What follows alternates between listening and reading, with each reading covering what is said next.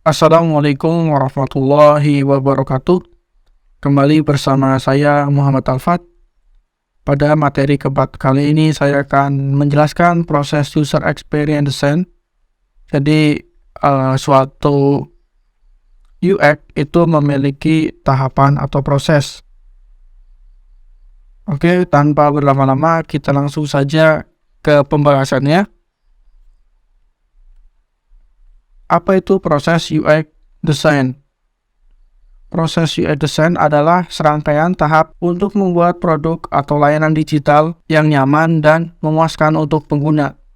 Ini termasuk mengetahui kebutuhan pengguna, kemudian membuat desain, kemudian ketika menguji desainnya, dan memperbaiki desain sebelum melakukan peluncuran produk atau layanan yang dibuat. Tujuannya adalah membuat produk atau layanan yang mudah digunakan dan sesuai dengan harapan pengguna.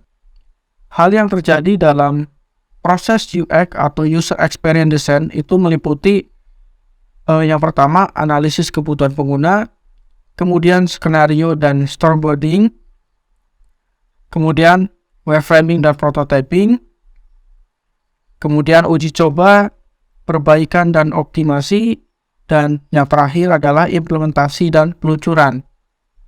Tujuannya adalah membuat produk atau layanan yang mudah digunakan dan sesuai dengan harapan pengguna. Proses user experience design dapat berbeda-beda tergantung pada kompleksitas dan tujuan produk atau layanan. Tetapi tahap ini yang di atas ya teman-teman, merupakan proses desain UX secara umum. Jadi teman-teman, ini adalah proses yang secara umumnya ketika teman-teman akan melakukan suatu proses user experience design. Nah, di sini akan saya jelaskan dari proses yang pertama, yaitu analisis kebutuhan pengguna. Analisis kebutuhan pengguna adalah tahapan awal dalam proses user experience design yang bertujuan untuk memahami kebutuhan dan harapan pengguna terhadap produk atau layanan yang akan dibuat. Berikut adalah beberapa contoh metode yang dapat teman-teman gunakan dalam menganalisis kebutuhan pengguna. Yang pertama, teman-teman bisa menggunakan survei wawancara, kemudian teman-teman juga bisa menggunakan observasi, kemudian analisis data, dan yang terakhir, teman-teman bisa menggunakan kuesioner dan focus group. Detailnya adalah seperti ini. Untuk survei dan wawancara, melalui survei dan wawancara, tim UX Design dapat mengumpulkan informasi secara langsung dari pengguna tentang kebutuhan dan harapan mereka terhadap produk atau layanan. Kemudian, observasi. Tim UX Design dapat melakukan observasi terhadap pengguna saat menggunakan produk atau layanan yang serupa untuk memahami bagaimana mereka menggunakan produk dan apa yang mereka harapkan dari produk atau layanan yang dibuat. Kemudian analisis data. Tim UX Design dapat menganalisis data pengguna seperti tingkat penggunaan, tingkat kesuksesan, dan tingkat kepuasan. Ini untuk memahami kebutuhan dan harapan pengguna terhadap produk atau layanan. Dan yang terakhir adalah kuesioner dan focus group. Di sini tim UX Design dapat menyelenggarakan kuesioner dan focus group untuk memahami secara detail kebutuhan dan harapan pengguna. Oke, yang kedua adalah skenario dan storyboarding ya dari suatu proses UX design. Di sini skenario dan storyboarding bertujuan untuk mengeksplorasi dan mengkonkretkan ide-ide tentang bagaimana produk atau layanan akan digunakan oleh pengguna. Kombinasi skenario dan storyboarding membantu tim UX Design memahami dan memvisualisasikan bagaimana produk atau layanan akan digunakan dan memastikan bagaimana produk atau layanan tersebut memenuhi kebutuhan dan harapan pengguna. Ini juga membantu tim UX Design menentukan bagaimana produk atau layanan akan berinteraksi dengan pengguna secara efektif dan memastikan produk atau layanan memiliki alur kerja yang logis dan mudah digunakan. Skenario juga bisa diartikan sebagai deskripsi tentang bagaimana pengguna akan menggunakan produk atau layanan dalam situasi tertentu. Skenario memberitahu UX design memahami bagaimana produk layanan akan digunakan secara realistis dan mengevaluasi bagaimana hal-hal seperti fungsi, navigasi, dan interaksi akan mempengaruhi pengalaman pengguna. Kemudian untuk yang storyboarding, itu bisa diartikan sebagai representasi visual dari skenario. Jadi, untuk membantu tim UX design memvisualisasikan bagaimana produk atau layanan akan digunakan dan berinteraksi dengan pengguna. Jadi di sini storyboarding membantu tim UX design memahami bagaimana pengalaman pengguna akan terjadi dan membantu mereka menentukan bagaimana produk atau layanan harus diterima dan berfungsi secara efektif. Jadi sesuai dengan harapan si pengguna. Selanjutnya yang ketiga adalah wireframing dan prototyping. Wireframing dan prototyping bertujuan untuk membuat representasi visual dari produk atau layanan yang dibuat. Kombinasi wireframing dan prototyping membantu tim UX design memvisualisasikan dan memahami bagaimana produk atau layanan akan berfungsi dan berinteraksi dengan pengguna. Ini membantu tim UX design menentukan bagaimana produk atau layanan harus diterima dan memastikan bagaimana produk atau layanan memiliki alur kerja yang logis dan mudah digunakan.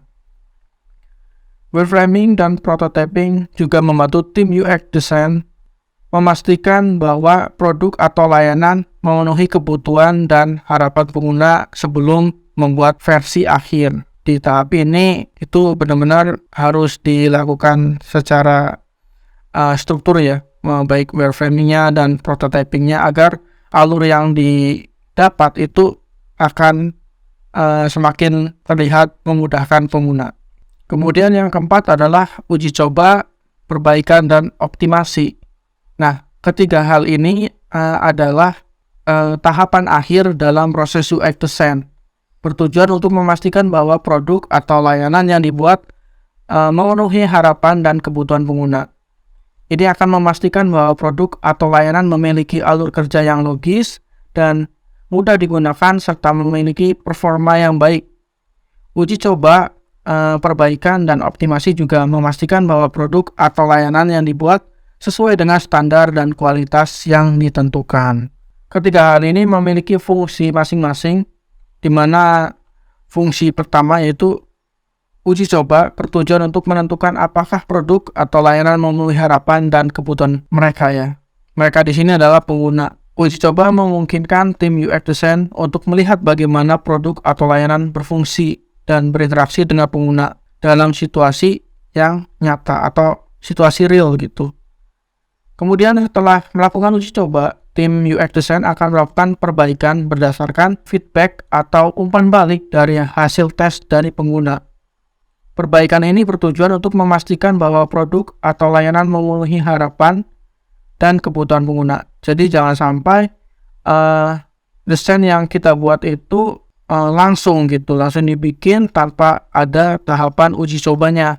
Ini akan membuat desain kita nanti banyak revisi atau hal-hal yang tidak diinginkan. Nah, yang terakhir itu adalah optimasi. Optimasi adalah tahapan di mana tim UX design melakukan perbaikan dan penyempurnaan terhadap produk atau layanan untuk memastikan bahwa produk atau layanan memiliki alur kerja yang logis dan mudah digunakan. Optimasi juga bertujuan untuk memastikan bahwa produk atau layanan memenuhi harapan dan kebutuhan pengguna serta memiliki performa yang baik. Kemudian yang kelima, dari proses UX design yaitu implementasi dan peluncuran. Ini juga merupakan bagian tahapan terakhir dari proses UX design, bertujuan untuk memastikan bahwa produk atau layanan yang dibuat itu dapat digunakan oleh user atau pengguna. Jadi kedua hal ini memastikan bahwa produk atau layanan dapat berfungsi dan digunakan sebagaimana mestinya. Implementasi dan peluncuran juga memastikan bahwa produk atau layanan diterapkan atau diluncurkan dengan benar dan sesuai dengan standar dan kualitas yang ditentukan. Kedua hal ini memiliki fungsi. Yang pertama, untuk implementasi sendiri adalah tahapan di mana produk atau layanan diterapkan atau diimplementasikan pada sistem atau platform yang sesuai. Implementasi memastikan bahwa produk atau layanan dapat berfungsi dan digunakan oleh pengguna. Kemudian yang kedua itu adalah peluncuran, di mana produk atau layanan diluncurkan dan dapat digunakan oleh pengguna. Peluncuran memastikan bahwa produk atau layanan sudah siap untuk digunakan dan memenuhi harapan dan kebutuhan pengguna. Selanjutnya adalah stakeholder. Di dalam UX design itu memiliki 4, di mana ada design team, kemudian product team, kemudian software engineer, dan yang terakhir sponsor. Keempatnya memiliki tujuan atau perannya masing-masing. Seperti design team terdiri dari profesional UX design seperti desainer UX, kemudian researcher, dan analis UX.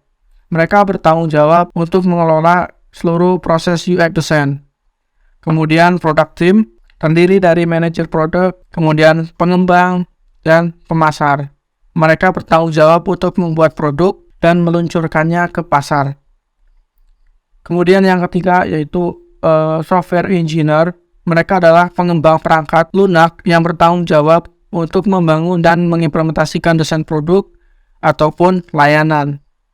Dan yang terakhir adalah sponsor. Mereka adalah pihak yang memberikan dukungan finansial dan sumber daya untuk proyek user experience design. Dari 4 hal dari stakeholder tersebut memiliki satu titik atau sweet spot ya, di mana dapat diartikan sebagai konsep dalam desain dan produksi yang menggambarkan kondisi optimal di mana suatu produk atau layanan memenuhi kebutuhan dan harapan pengguna secara maksimal. Dalam user experience design, sweet spot dapat diterjemahkan sebagai kondisi di mana produk atau layanan memiliki antarmuka yang mudah digunakan dan memuaskan, dan juga memenuhi kebutuhan fungsionalitas dan bisnis dari pemilik atau sponsor proyek. Menemukan sweet spot dalam proses UX design membutuhkan kolaborasi dan komunikasi yang baik antara semua stakeholder, serta uji coba dan perbaikan berulang terhadap prototipe dan produk akhir. Tujuannya adalah memastikan produk atau layanan yang dihasilkan memiliki efisiensi, kemudian efektivitas, dan kepuasan pengguna yang tinggi. Jadi ini adalah tahapan dari proses user experience design. Mudah-mudahan dari rangkaian ini teman-teman dapat memahami alurnya. Jadi jangan sampai keluar dari alur UX design atau user experience design-nya. Mungkin itu saja yang dapat saya sampaikan. Mohon maaf apabila ada kesalahan dalam penyampaian. Terima kasih. Selamat belajar. Wassalamualaikum warahmatullahi wabarakatuh.